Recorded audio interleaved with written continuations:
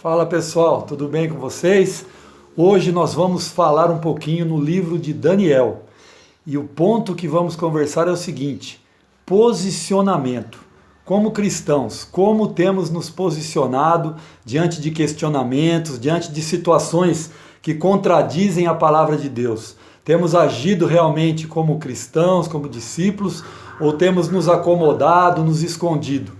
E Daniel é um tremendo exemplo disso, juntamente com seus amigos ali no livro de Daniel. Então, capítulo 1 de Daniel diz o seguinte, que Nabucodonosor havia dominado ali Jerusalém e levado cativos os judeus. E entre eles, ele levou alguns dos filhos dos judeus que eram das famílias nobres, da nobreza e da realeza, jovens, cultos, estudados.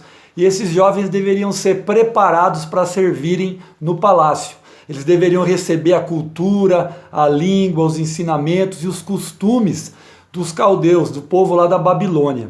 E aí nós vemos aqui no versículo 8, quando esses jovens lhes é imposta a alimentação que eles deveriam ter ali, para poderem depois se apresentarem ao rei, nós vemos o posicionamento de Daniel. Olha só o versículo 8 do capítulo 1 que diz o seguinte: resolveu Daniel firmemente não contaminar-se com as finas iguarias do rei, nem com o vinho que ele bebia. Então pediu ao chefe dos eunucos que lhe permitisse não contaminar-se. Nós conhecemos a história, aí ele pede 10 dias para eles se alimentarem de legumes, de verduras, para depois ver qual seria o resultado disso, e a gente sabe que eles ficaram mais bonitos, mais saudáveis do que os outros jovens ali que se encontravam no reino. Mas a questão aqui é a decisão de não contaminar-se. A questão da alimentação, a questão da cultura, ela ia muito mais além. Era a questão deles não se deixarem levar pelas tradições e costumes de um outro povo. A questão é que eles não queriam negar tudo aquilo que eles haviam aprendido e recebido do povo judeu. No nosso caso hoje, isso aqui é a palavra. É você recusar a dizer não aos preceitos da palavra de Deus. É você não se conformar com o mundo, com o século, como está no capítulo 12 de Romanos. Aqui então é a primeira atitude de Daniel, junto com seus amigos, essa decisão tomada diante dessa pressão, porque eles estavam em um outro lugar, cativos, eles não tinham direito a nada, mas eles se posicionaram. Depois, no capítulo 3, nós vemos o texto quando Nabucodonosor constrói uma grande estátua de ouro e decreta que todo mundo deveria se prostrar àquela estátua. Quando ele realiza ali a grande solenidade, Sadraque, Mesaque e Abidnego, que eram os companheiros de Daniel, eles decidem não se prostrar diante da estátua. E aí nós sabemos a história, o resultado de quem não obedecesse ao decreto do rei era que eles fossem lançados à fornalha de fogo. Eles foram lançados, Deus os livrou e Deus foi glorificado ali. Isso no capítulo 3.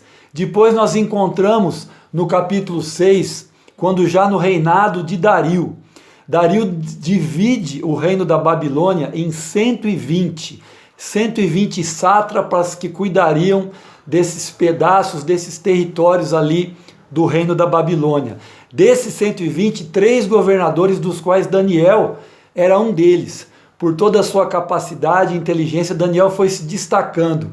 E com isso, levantou os ciúmes daquelas pessoas que eram daquele povo e não aceitavam que um cativo pudesse se tornar alguém tão importante. Aí eles chegam para o rei Dario e falam para o rei: olha, faz um decreto que no período de 30 dias, quem fizer algum pedido a um Deus ou a um outro homem e não ao Senhor, ao rei, que esse alguém seja lançado na cova dos leões. Eles fizeram isso porque eles sabiam que Daniel tinha o costume de orar. E Daniel, mesmo depois do decreto, entra na sua casa, janelas abertas, e faz as suas 3 orações, as orações diárias que ele fazia voltado para Jerusalém. Com as janelas abertas, ele foi pego, foi denunciado, foi lançado à cova dos leões, e nós sabemos o que aconteceu. Deus mandou o seu anjo e livrou Daniel daquela situação. Em todos esses casos, nós vemos que esses homens arriscaram a própria vida para não se contradizerem contra as suas convicções. Eles tinham convicção de que não deveriam se alimentar, de que não deveriam se influenciar daquela questão cultural ali no capítulo 1. Eles tinham convicção que não deveriam se prostrar diante daquela estátua no capítulo 3. Daniel tinha convicção que não deveria deixar de orar ao seu Deus, ao invés disso fazer pedidos ao rei Dario. Tudo que eles fizeram, mesmo colocando em risco a própria vida, foi porque eles tinham convicções. Eles tinham convicção do Deus que eles criam. Eles tinham convicção da palavra que um dia eles haviam recebido. Eles sabiam que aquela palavra era a palavra de Deus, era a palavra verdadeira, e isso trouxe para eles uma força para dizerem não, uma força para se posicionarem e uma força para arriscarem a própria vida, independente do que fosse acontecer. E nós vimos que a consequência foi que eles foram salvos e que Deus foi glorificado. E nós hoje, diante das situações que somos colocados no dia a dia, nesse momento em que vivemos, onde as pressões aumentam, onde vivemos a época do politicamente correto, onde vivemos a época onde não existem mais verdades absolutas, onde a nossa opinião muitas vezes pode ser taxada com uma série de situações que nós podemos até ser julgados por aquilo que falamos. Não temos mais liberdade de expor as nossas opiniões. Temos que tomar cuidado com as redes sociais, com aquilo que falamos, com aquilo que é postado ali nas redes sociais. Como temos nos posicionado? Temos nos conformado ou temos levantado a bandeira do Evangelho? Essa é a pergunta que eu faço para você, meu querido, nesse dia. Nós só nos posicionaremos diante das situações em prol da verdade, em prol da palavra, em prol do reino, em defesa de Cristo, se nós realmente formos como esses homens lá da época de Daniel, se nós tivermos convicções, se nós tivermos a certeza daquilo que cremos, se nós tivermos convicção que temos buscado e conhecido a verdade absoluta. Porque se for uma verdade relativa, será que vai valer a pena arriscarmos a nossa reputação, nos indispormos com as pessoas que convivemos? Dia a dia temos sido expostos a essa situação.